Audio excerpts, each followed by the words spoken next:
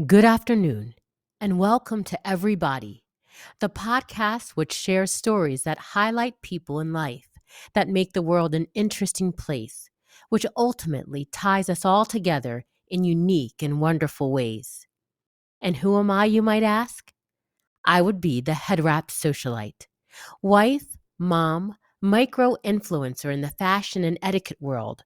But on this podcast, I will be introducing you to some people who I've had the opportunity to meet along my journey, who have helped enrich me and my life in beautiful ways, and who I hope will do the same in yours.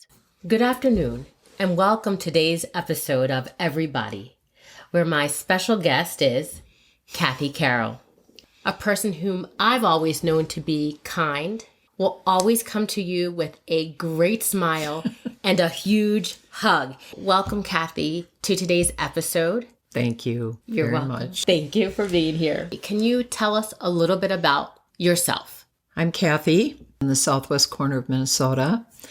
I'm adopted, and I came to Rochester after high school, where I met my future husband. We were married very young. We were 20. Moved to St. Paul so he could finish his education. And then we moved back to Rochester, where I finished my nursing education, and Mike started our in-home family child care. And he was the first male in the state of Minnesota to start in-home family child care. Oh, wow. I never knew that. Yes. So I helped him while I was going to school. I graduated as a 2-year RN. Okay. And started work at St. Mary's. And then I was still helping Mike with the child care. We were very involved with St. John's. We joined St. John's in 1976. So St. John's Catholic Church. Catholic Church, yes. And in the early 1980s, Mayo made the decision that LPNs and 2-year RNs could no longer work in the hospital setting unless we went back to school. We were starting our family. I did not want to go back to school. And so I started working full-time at the child care. And in your in-home child care? In-home child care. Okay. And about the late 80s, I believe, Mike decided he wanted to go back to school and get his teaching certification. And he did that, and he started working at St. John's, coaching at Lourdes. In what sport? He coached 3 sports. Wow. Football. 2 years later, he added girls basketball, and 2 years after that, he added baseball. Wow. If one sport wasn't enough, let's just add more. Yeah, why not? Why not? We have 3 children. All 3 are married. My daughter lives in Sioux City, Iowa. My oldest son lives here in Rochester, and my youngest son lives in Idaho. Wow. That's awesome. It is, and I just can't say enough about them. They grew up to be wonderful children in spite of Mike and I a little bit, but I also give a tremendous amount of credit to the Catholic school systems. And how so? The friendships that we made, the support that we had, in raising our children, the phenomenal friends that we have because of the Catholic Church and Lourdes. Those aren't our only friends. Right.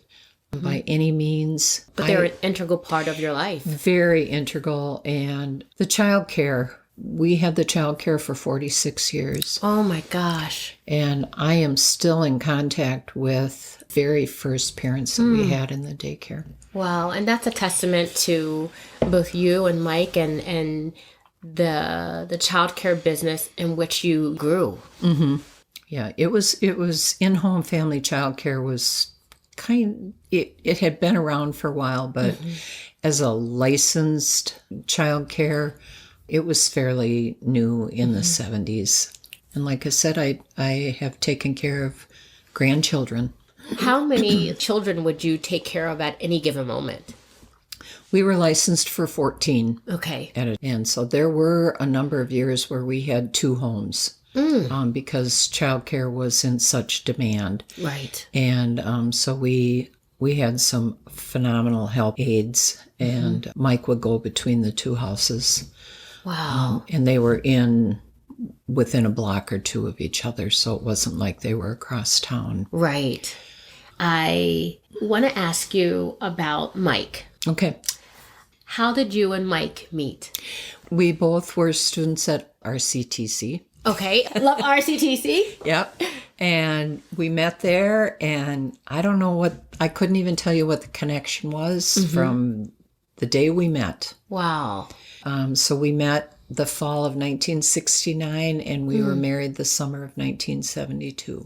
Is that not a love story? Yeah. I love it. Just, it was great. Mm-hmm. It was, it was a good marriage. I'm not going to say we didn't have any problems because we did, but it was a marriage. We were able to talk to each other and communicate with each other, problems that we had, work things out. We were both supportive of each other and what we wanted to do. We were able to talk about things so that if we wanted to make changes in our lives, is this going to work for our family and for each other? Wow. First of all, I have scoured your Facebook posts and pictures, and I can see why you fell in love with Mike. Talk about handsome, holy buckets. Like, he was pretty good looking. And I love the pictures that you put on your Facebook, the posts that you make, because they always seem to be so thoughtful. And you had posted about raising good children. What advice could you give to parents? What is something that you've learned along the way? I think you have to understand that raising your children isn't something that you do only with you and your husband. That it truly does take a village. I see a lot of parents relying on what they read on social media. I'm not saying it's all bad. Right. But I do see some of the advice that they're getting on social media is not the best. And I can't give you specifics. Okay. If it were to pop up, Right. yes, then I could. Right.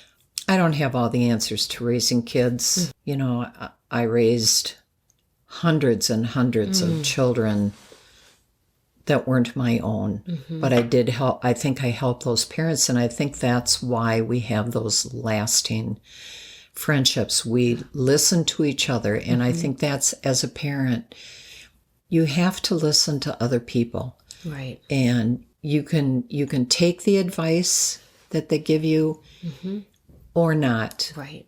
But I think you truly have to really listen and bring in and process what people have to say. Absolutely. Grandparents, parents, they've learned oftentimes the hard way. Yeah, for sure. For sure. How to raise your children and what to do right and what to do wrong. Our kids aren't perfect. Right. We weren't perfect parents by any means. We made mistakes. Right. But I think to learn from those mistakes, admit that you made those mistakes, and to move on. And I think as parents, you have to have a phenomenal amount of empathy. And you have to teach your children how to be empathetic people. Amen. And sometimes I really question whether that's being taught anymore. I will tell you, I don't know if you remember this one day, teaching empathy, but my girlfriend and I, we happened to be walking downtown one summer day. We came across you and a group of your daycare children. And all of these years later, what I found to be so special about that encounter is that when my friend and I, we were walking past you, and we stopped to chat. All of the children were very attentive to you. They followed your lead. And I remember what struck me about that is that you had said to them, say good morning. Say good morning. And I thought to myself, that's how I grew up. It didn't matter if you were just passing a stranger on the street. Mm-hmm. It was to offer that good morning or that hello. And you were teaching and you were reinforcing maybe what some of the parents had already taught them, but you were reinforcing and teaching that to those children. It's something that I never forgot about you, and how I know it to be the truth of who you are as a person is a lot of times I'm downtown and I run into your son, and it never ceases to amaze me that he is in the middle of a job doing what he has to do, and he will always make it a point to make eye contact with me and to give me a top of the morning. And again, that makes me think about that encounter that we had that day. And this is one of those moments where I know that God has placed certain people in my life to teach me something by the people that I encounter. So important. Mm-hmm. And it takes seconds to smile at somebody. My grandkids have been in the grocery store with me a few times. Mm-hmm. I always acknowledge the cashier or the bagger by their names. They have name tags on. Grandma, do you know them? Mm-hmm. No. Well, how did you know that that was their name? They have a name tag. Mm-hmm. Call them by their names. It takes 3 seconds to read the name. That's true. And to say, thank you, whomever. Mm-hmm. And I said, maybe I'm the one and only, maybe I'm the 10th person that has called them by name. Right. But I know when I go someplace and somebody acknowledges me and acknowledges my name, that means so much to me, and I have to pass that on. Amen. Amen. And I want the kids to learn that too, that, you know, what if that person doesn't want you to call it? Then that's on them. Right. You know, I did what I thought was right. Right. And if they didn't like it, so be it. So be it. Mm-hmm. I can't do anything about that. Importance of validating someone and showing respect and kindness for another human being. And it only, like you said, takes 1 second to acknowledge someone and make them know that you see them, that they're just not a cashier, just not a bagger, that they matter. And that brings me to a post that you had made. And if I could take a moment of your time and possibly paraphrase this, again, I will probably just butcher this. But basically, it's train people up in the way that you would have them go. Goodness matters. Kindness matters. Always. And teaching our children when they're young so that it's something that they stand in for the rest of their life. They will never forget that. Yeah, and it's important for your children as they get older that they have learned this where they don't even have to think about it. Yes. It is just their nature. Mm-hmm. And it's I never leave my family without saying I love you. Oh, I love it. And we've always done that, but it has become far more important since my husband died. Because you never know when it's the last time that you can say that to someone. And, you know, if that person goes out of your life, however, whether through death, moving, you are left with, oh my gosh, I didn't tell them I loved them. You know, that's something that never goes away. Right. That's with you forever. But if you can say, oh, I'm so glad I got to say I love you. Right. It's important, and it's important to the person that you're saying it to. I agree. And, you know, for me to leave the house and my grandkids say, love you, Grandma. Oh, Oh, Is there anything better? Nothing better. Yeah. Nothing better. Or the dog that licks you in the face. Yeah, exactly. Right. His or her way of showing you, I love you. Yeah. And, I know there are people that don't like hugs, but boy, a hug to me just warms my heart. I'm a hugger. Right. And I get that some people don't like it. I not judging in any way, shape, or form. But. Right. And that's what I appreciate about you.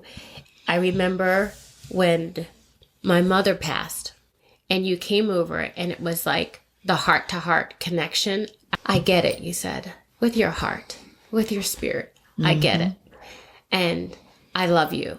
For me, it's one of those things to say a simple I love you, to give a simple hug, doesn't cost anything. No, and people can see in your eyes and they can feel in your hug or your touch the sincerity. And, to be very blunt, since my husband has passed away, I know the people that ask how I'm doing, whether it's just for them the right thing to ask. Right. Or the people that really do want to know. Right. And I'm not saying that either is right or wrong. Right. I'm in no way saying that. Right. But you do learn. And I appreciate anybody asking me. Absolutely. How are you doing? Right. I don't care if it's just a passing statement and they've taken the time to utter that. And if I say I'm doing fine, I'm okay. Right. Great. But that person has taken that 15 seconds, 20 seconds, whatever it took to look at me and ask how I'm doing. I love that. And you're absolutely right. Whether it's a nicety in the moment or it doesn't matter. It's that connection. Again, I think it goes back to, I see you.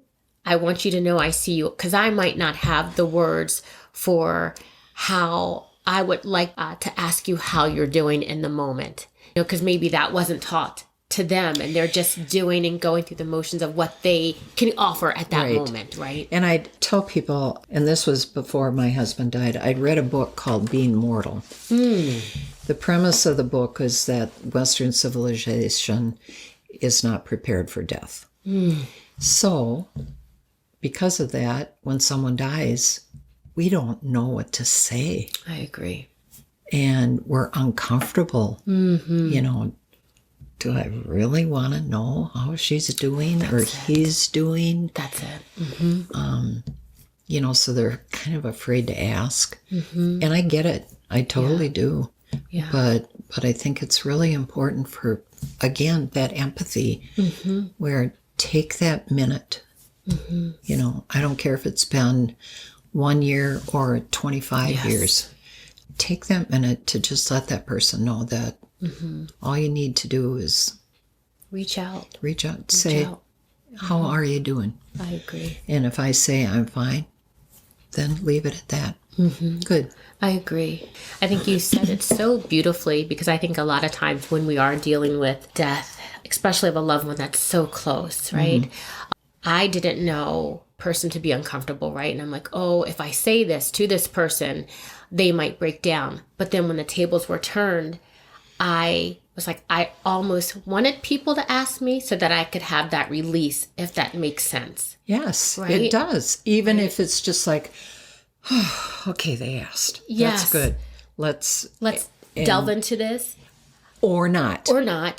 And then we can proceed. Yeah. Versus skirting around the issue and making that an uncomfortable piece where someone might want to ask and you can feel it again. It's that heart-to-heart connection.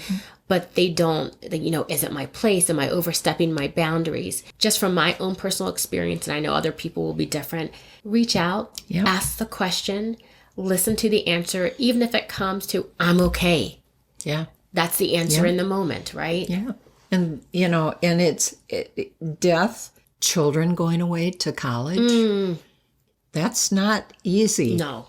When you've had a child with you for 18 years or 17 and they go off to college, and did I prepare them are they going to be okay? And, how do I let go and distance, but still hang on? Yeah, yeah. And that's tough. And I think as a parent, there's many times in our lives where, did I prepare my child for this? And now I have to let go, and I can't be a helicopter parent, a hovering. Right. I'm not going to call him every day. Right. But if I haven't heard from you for 3 days, I am going to call you. You better believe I'm going to call. You better believe I'm going to call. Yeah. We still have ground rules. Exactly. Well, and that's our responsibility. Yes, for sure. Parenting isn't something that stops just because you're in college or just because you're married. That is true. I will back off if you are married, but I'm still your mother. Amen. And I just check in. I still love you. I don't care if you're 19 or my oldest son just turned 40. Wow. You're still my son. Yeah. And I still care about you, and I still love you, and I need to hear from you. I agree. I think that's and I think with any parent, right? It's like we will always be your parents. Yeah. And I think that's why I have found that the friendships that I have made through church, through their education, those friends are still with me. And I've had those friends for 40 or more years. Wow. And since I've retired, I try and go to daily mass. There are many people in that church that go to daily mass. I couldn't tell you their names. Right. But we always smile at each other. And, geez, I haven't seen you in church for a few days. Yes. Have you been okay? They don't know me. I don't know them. Right. Other than the fact that we see each other there. Right. And that's why that whole life journey and those pieces of it have been so important. I agree. And have carried me through whatever I've done. I love it. Going back to the people that you've met along the journey, if there's one piece of advice you could give anyone, what would it be? Oh my goodness. I don't know. I don't know if I'm smart enough to give advice. Oh, yes, you are. Even if you don't have daily contact, even if you don't have monthly contact, at some point, reach out. To be honest, as much as I dislike social media sometimes, I do like the fact that you can just text somebody that you haven't had a conversation with for a long time. For sure. How you doing? Thinking of you. Just wanted to reach out. And that maybe that's all. And like I said, there are people that we have been acquaintances with for a long, long time. Maybe closer friends at one time, but life has just separated us. Right. But to always kind of make the effort at some point to reach out to those people and let them know that they still matter to you. Oh, that's beautiful. And, it doesn't have to be a daily contact, but, if I hear from somebody that I haven't heard from maybe for a year, it's like, oh, that's kind of cool. That is awesome. They still remember me. Absolutely. How could Good or bad. How could they forget you? How could they forget you, my friend? Some people would want to. No. But, yeah, I just, I think that's important. It's important to me. Right. To have that in my life. I agree. And I think if there's one thing, even like the pandemics taught me, is that people need people. We can't do this world by ourselves. As social creatures that we are, people need people. You do.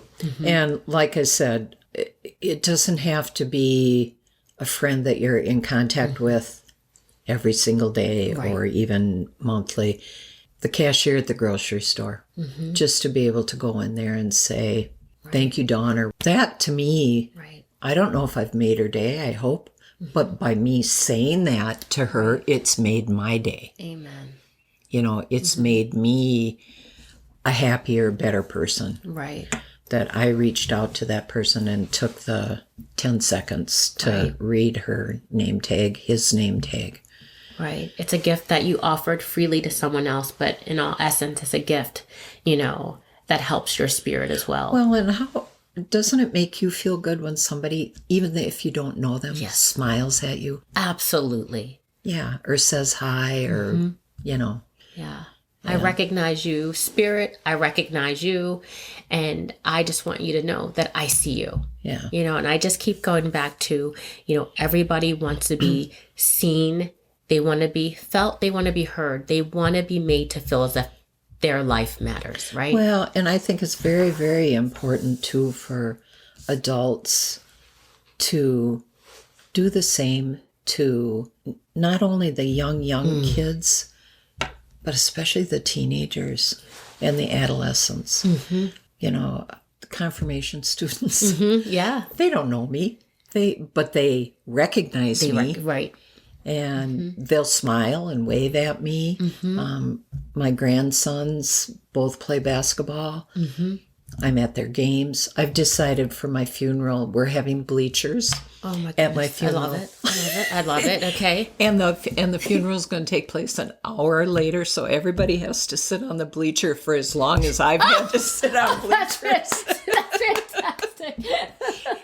I have been going to games since 1982. I've had to sit on bleachers. Can we bring those special seating pads though? That's what I want to know. Want, sure. Okay. Yeah, that's fine. That's acceptable. You're ridiculous. Yeah. So I've totally enjoyed this time that we have spent honestly together. This has been the highlight of my day. I can't. You have a really boring day. Oh my gosh, whatever. You just bring so much joy and happiness and just, I don't know, just an overwhelming peace that I feel when, seriously, when my spirit connects to your spirit. Well, and it's equal for me also. And just the chance that I have to smile and say hi to people. You don't know if you're the only person that has done that for them for the day.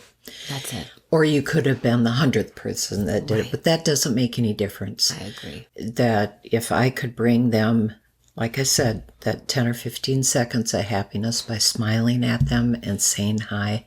You've made someone say. Yeah. And me. And I get as much back from that as I give. That's beautiful. And I think that's the appropriate way to add it into a part of your daily journey. Choose a cashier, choose someone that you come into contact with in the office to offer that hello. By name, it's important to reach out and say a sincere, a heartfelt hello and mean it from the bottom of your soul. Yeah. And it takes zero effort. And cost nothing. Yeah. But it brings a world of happiness. To that person and to you. Amen, my friend. And I think that's important too. I agree. Thank you so much for joining on this episode. And I just love you. I do. And thank you. I love you too, Trina. So glad that you have been a part of my journey. And there are so many wonderful things that honestly that I can say about you and the gifts that you and your husband and even your children have brought to our lives. Just you have enriched my life and my children's life and my husband's life so much by just knowing you. I am so glad that God has placed us on the same path. And I feel the same about you and your family. Oh. So. God bless you, my friend. And I hope at another time you would like to sit down again and we could, play. I don't even know what Parcheesi is, but we could I have play. no idea. Okay, so let's pick another game. We'll play a Scrabble or dominoes. Checkers. Backgammon. Let me see. No, not backgammon. Go fish. Yeah, there you go. Okay. We have to pick. we have to pick a kids game.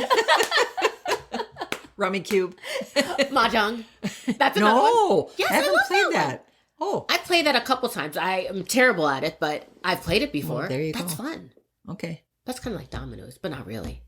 Well, forgive me if I play you like a 3-year-old. Or we could just sit and grab a cup of tea and read a book. Okay. Okay, that's a deal. Yeah. Sounds good. Okay, God bless you, my friend, All right, and thanks for joining. Oh, thank you, Trina. You're welcome.